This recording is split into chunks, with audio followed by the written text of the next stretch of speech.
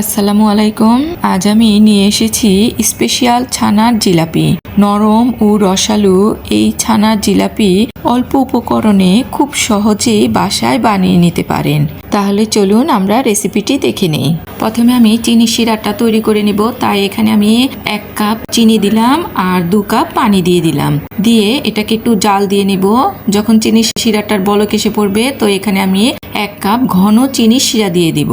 এই চিনি শিরাটা আমার ঘরে ছিল, তাই এটা আমি দিয়ে দিলাম। বলক এসে পড়েছে, এবার আমি চুলাটা বন্ধ করে ঢাকনা দিয়ে ঢেকে রেখে দিব।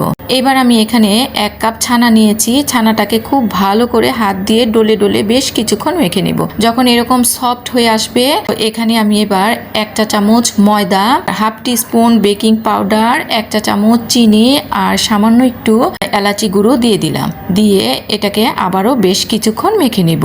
এবার ছানাটা মাখানো হয়ে গিয়েছে। এবার এটাকে আমি লম্বা করে ভাগ করে নিলাম।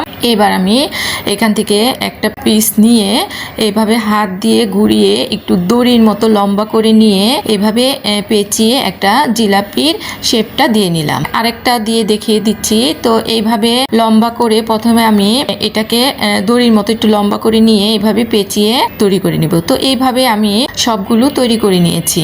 এবার আমি এগুলোকে ভেজে নেব। এখানে আমি একটি প্যানে তেল দিয়ে দিয়েছি। তেলটা যখন হালকা গরম হবে তো এখানে আমি সেই জিলাপিগুলো দিয়ে দিলাম। চুলার আঁচটা একদম কমিয়ে এগুলোকে আমি ভেজে নেব। 20 থেকে 30 সেকেন্ড পরই এই জিলাপিগুলো ভেসে উঠবে। দেখুন উপরে ভেসে উঠেছে আর সাইজেও কতটা বড় হয়ে গিয়েছে। আমি এবার অল্প আঁচে এই জিলাপিগুলো ভেজে নেব।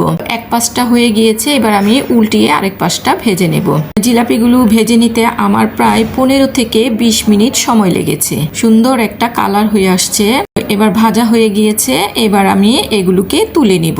এবার আমি চিনি শিরাটা যে তৈরি করে রেখেছিলাম সেই চিনি শিরার মধ্যে এই জিলাপিগুলো দিয়ে দিচ্ছি। চিনি শিরাটা হালকা একটু গরম থাকবে আর জিলাপিগুলো চুলা থেকে নামিয়ে এটার মধ্যে দিয়ে দিব। দিয়ে এবার আমি এটাকে চুলায় বসিয়ে দিয়েছি। তো চিনি শিরাটা আমি গরম করে নিচ্ছি।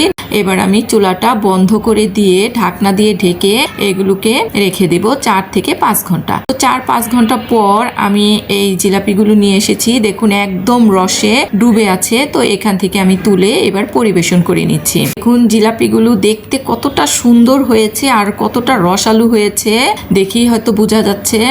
এবার আমি এখান থেকে কেটে দেখিয়ে দিচ্ছি জিলাপিগুলো কতটা নরম আর সফট হয়েছে আর ভেতরটাও কতটা রসালো হয়েছে।